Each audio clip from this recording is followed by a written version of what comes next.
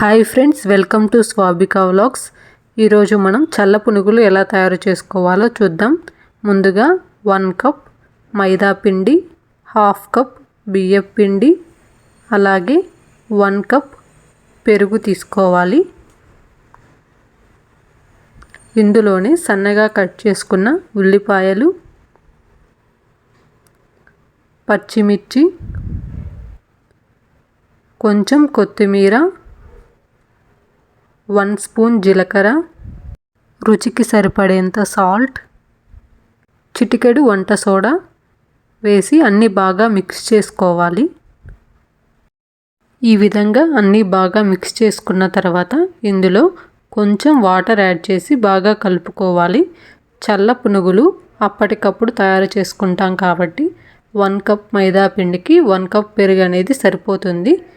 చూశారు కదా, ఈ కన్సిస్టెన్సీలో కలుపుకుంటే సరిపోతుంది. దీనిని 30 మినిట్స్ పక్కన పెట్టుకోవాలి. ఈలోపు మనం చట్నీ ఎలా తయారు చేసుకోవాలో చూద్దాం. ముందుగా ఒక మిక్సీ జార్ తీసుకొని 1 కప్ పుట్నాల పప్పు, కొన్ని పచ్చిమిర్చి వేసి ఇందులోనే 1 స్పూన్ సాల్ట్, కొంచెం వాటర్ యాడ్ చేసుకొని మెత్తని పేస్ట్ లాగా గ్రైండ్ చేసుకోవాలి. మీరు పచ్చిమిర్చి కావాలంటే ఫ్రై చేసుకొని కూడా యాడ్ చేసుకోవచ్చు.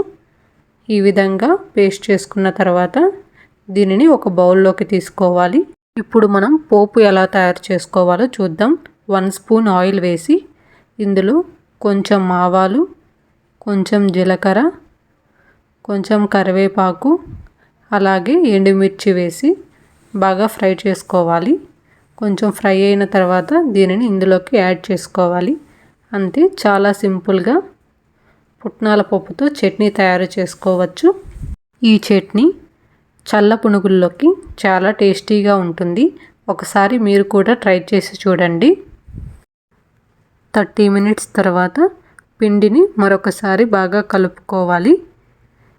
ఈ విధంగా కలిపిన తర్వాత స్టవ్ మీద ప్యాన్ పెట్టుకుని డీప్ ఫ్రైకి సరిపోయేంత ఆయిల్ వేసుకొని ఆయిల్ బాగా హీట్ అయిన తర్వాత ఈ విధంగా ఒకదాని తర్వాత ఒకటి యాడ్ చేసుకోవాలి.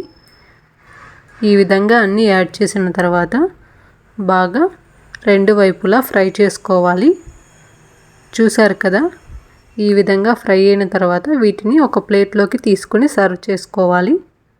చూశారు కదా, చాలా సింపుల్గా చల్ల పునుగులు అనేవి తయారు చేసుకోవచ్చు.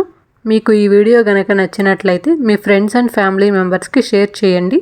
ఇలాంటి మరిన్ని వీడియోల కోసం మన ఛానల్ని వెంటనే సబ్స్క్రైబ్ చేసుకోండి. Thanks for watching.